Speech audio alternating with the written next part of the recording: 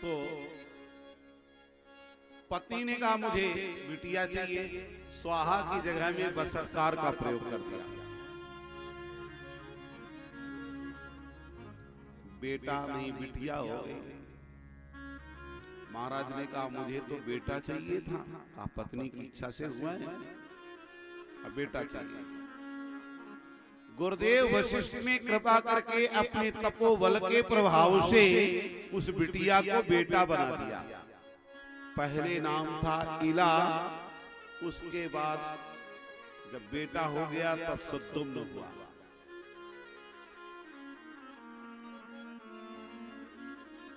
इला के कारण से इलाहाबाद का नाम पूर्व में इलाही पड़ा है ना।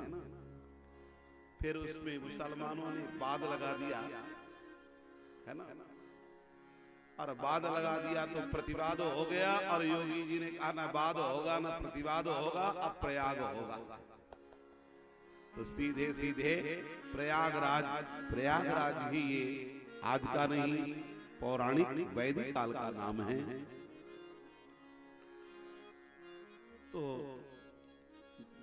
सुद्दुम्न एक दिन शिकार खेलने के लिए गए, तो महाराज उस स्थान सुद्दुम्न एक दिन शिकार खेलने के लिए गए, तो महाराज उस स्थान पर पहुंच गए जो भोले बाबा के द्वारा श्रापित था। जितने हाथी थे सब हथनियां हो गए, जितने घोड़े थे सब घोड़ी हो गए, जितने सैनिक सिपाही थे सब के सब स्त्री हो गए, यहाँ तक कि सुद्दुम्न भी स्त्री हो गया। चंद्रमा का पुत्र बुध देखा तो मुग्ध हो गया। उसी के अंश से एक बेटा पैदा हुआ जिसका नाम हुआ पुरुरवा। इसी से आगे चल करके पुरु वंश चला।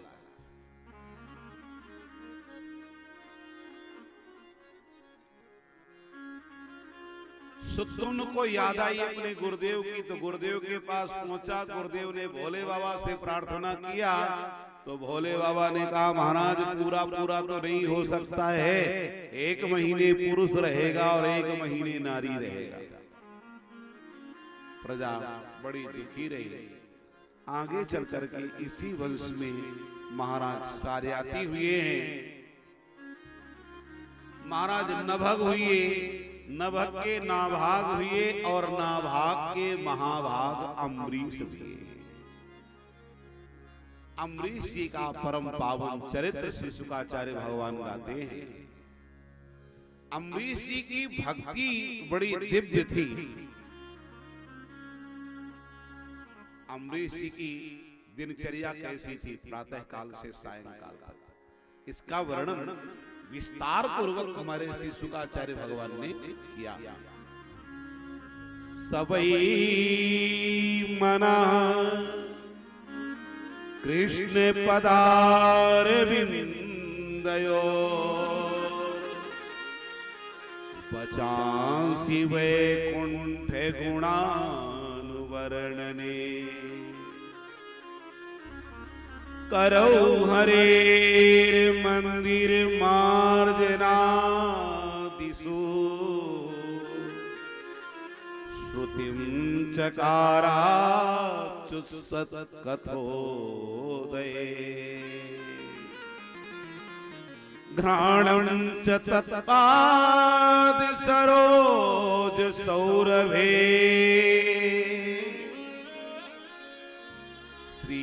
श्रीमत्तुलस्यां रसनां तदर्पिते श्रीमत्तुलस्या रसनां तदर्पिते। महाराज अम्बरीश मन से भगवान के चरणों का मनन करते, क्योंकि भगवान ने अपने चरणों में मन लगाने के लिए कहा है। सबके ममता तागे बटोरी, सबके ममता तागे बटोरी, सबके ममता तागे सबके ममेदा तागे बटोरी हम पद्म नहीं बांधे पर डोरी मम पद्म नहीं बांधे पर डोरी। सारे संसार की आसक्ति को, ममता को त्याग करके मेरे चरणों में लगा दो। बचांसी वैकुंठ गुणानुवर्णने। देखो ये भक्तों की रहनी है, इस पर ध्यान विशेष देना। भक्त को कैसे अपना जीवन बनाना चाहिए, इस बात का ध्यान हम सबको देना है। वचांसी वैकुंठ गुणानुवर्णने। वाणी से भगवान का गुणानुवर्णन करते हैं, नेत्रों से भगवान के दर्शन,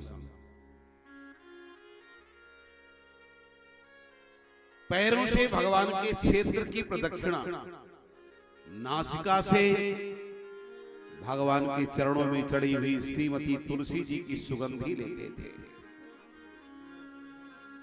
और भगवान के सुंदर उच्छिष्ट को अपनी रसना को प्रदान करते हैं। मस्तक को भगवान के चरणों में नित्य प्रति झुकाते हैं, अर्थात साष्टांग दंडवत करते हैं। महाराज भगवान के चरणों में, संतों के चरणों में, गुरुदेव के चरणों में प्रणाम करने में बहुत बड़ा लाभ है। कितना बड़ा? एक बार प्रणाम किया जाए तो 10,000 अश्वमेध यज्ञ, 10,000 राजसूय यज्ञ करने का फल एक बार भगवान के चरणों में प्रणाम करने का। एक बार अश्वमेध यज्ञ और राजसूय यज्ञ करने के बाद व्यक्ति स्वर्ग जाता है।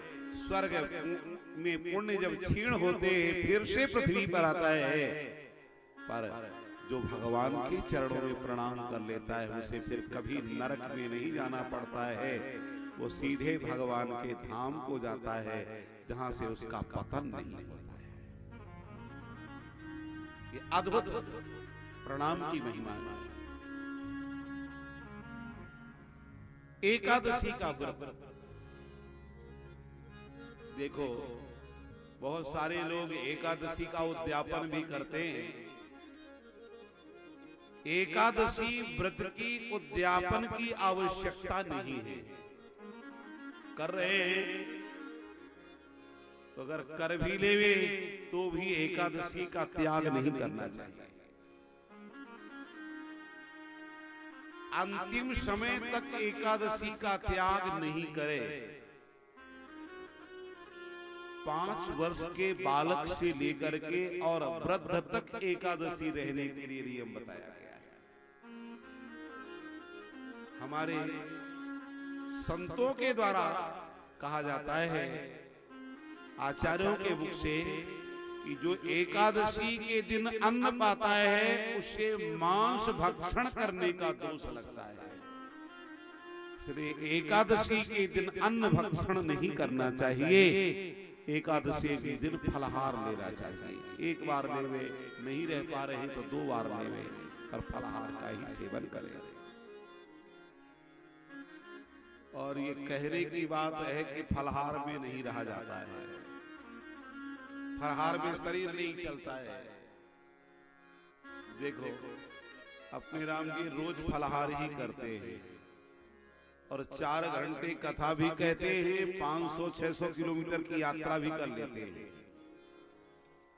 अभी आज ही लगभग 400 किलोमीटर की यात्रा करके आ गए। 200 जाना और 200 कि लगभग लौटना।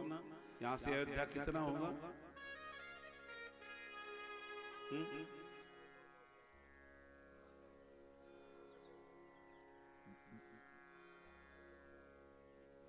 यहां बढ़ गया ना थोड़ा सा, प्रतापगढ़ से इधर बढ़ जाता है। तो हमें तो पता नहीं चलता कि फलाहार करते तो शरीर में कोई कमजोर दिख रहे हैं क्या? हाँ, टाऊ जी जैसे हम नहीं हो पाए, बात सही है।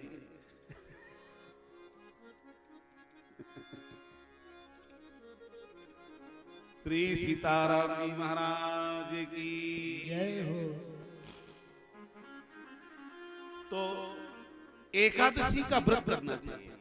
एकादशी के दिन फलाहार करे, अन्न का आहार न ले। एकादशी कभी भी 10वीं विधा नहीं रहना चाहिए, द्वादशी विधा ही रहना चाहिए।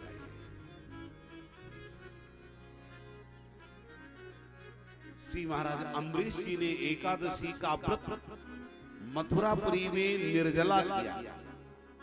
दुर्वासा जी आए तो दुर्वासा जी के चरणों में निवेदन किया, महाराज आज द्वादशी है, पारण करने जा रहे हैं, तो पहले आप प्रसाद खा लीजिए फिर हम पाएं।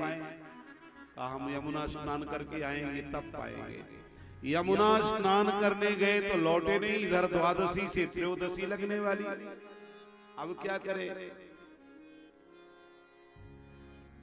महात्माओं से पूछा तो महात्माओं ने कहा आशितम नाशितम, भगवान का चरणामृत ले लो, जल ले लो तो भोजन भी हो जाएगा और भोजन नहीं भी होगा। जैसे ही भगवत चरणामृत लेकर के खाली हुए, देखो भाई कोई भी क्रिया की प्रतिक्रिया तब प्रारंभ वैष्णव को करना चाहिए जब पहले भगवान का चरणामृत और भगवान की प्रसादी ले ले। भगवान का चरणामृत लिया मानो उसका व्रत पूरा हो गया। चरणामृत से बढ़कर के कुछ है? तो चरणामृत लिया, दुर्वासा जी पहुंच गए। अहो अस्तन संसस्य स्योर्मत्तस्य पापमना, अरे ये स्त्री के मत में इतना मत वाला है कि मुझे बिना भोजन कराए ही भोजन कर लिया। मस्तक से एक जटा उखाड़ी पृथ्वी पर दे मारा, कृत्या प्रकट हो गई। कृत्या अम्बरीश जी को मारने के लिए दौड़ी तो भगवान के चक्र पहुंचे और चक्र जी ने जाकर के उस कृत्या के टुकड़े टुकड़े किए, पकड़ लिया पीछा दुर्वासा जी का। तो दुर्वासा जी को कोई बैठने के लिए भी कहने वाला नहीं। वही दुर्वासा जी की स्थिति जयंत जैसे ही हो गई। काहू बैठन कहा न ओजी, काहू बैठन कहा न ओजी, राखी को सकई नाम कर द्रोही, राखी को सकई नाम कर द्रोही। मातु मृत्यु पितु समन समाना, मातु मृत्यु पितु समन समाना। होय विष सुन हरि जाना, सुधा होय विष सुन हरि जाना। मित्र करई सतरूप कै करनी, मित्र करई सतरूप कै करनी।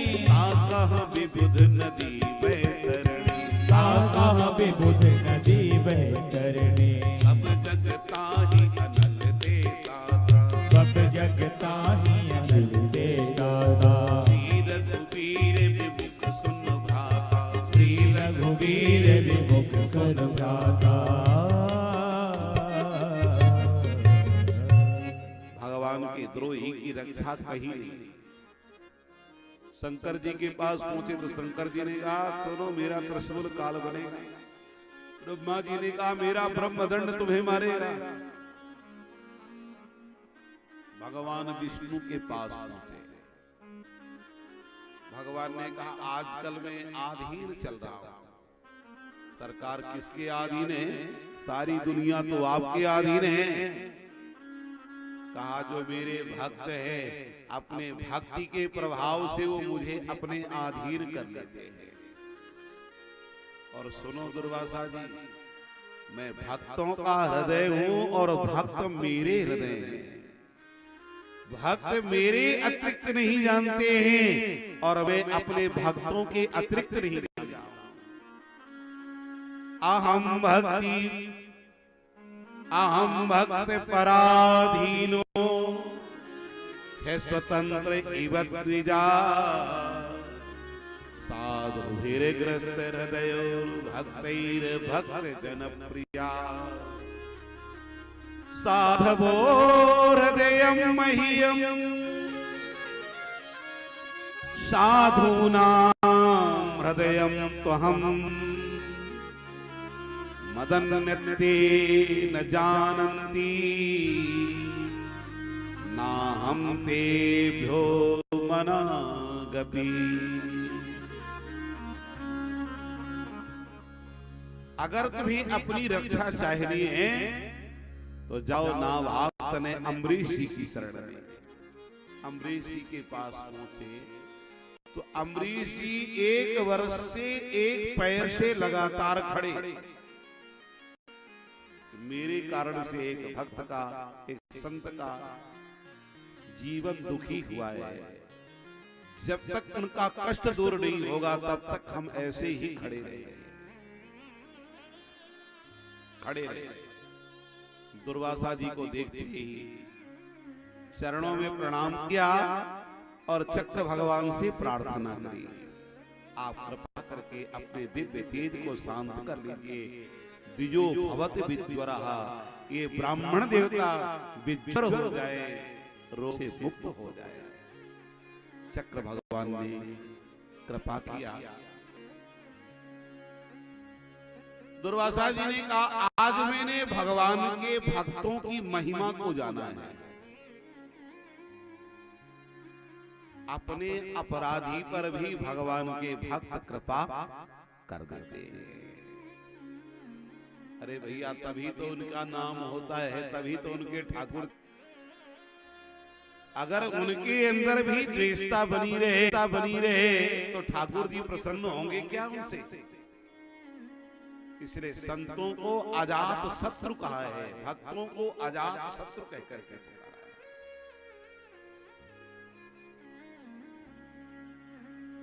अब महाराज इसी वंश में आगे चल करके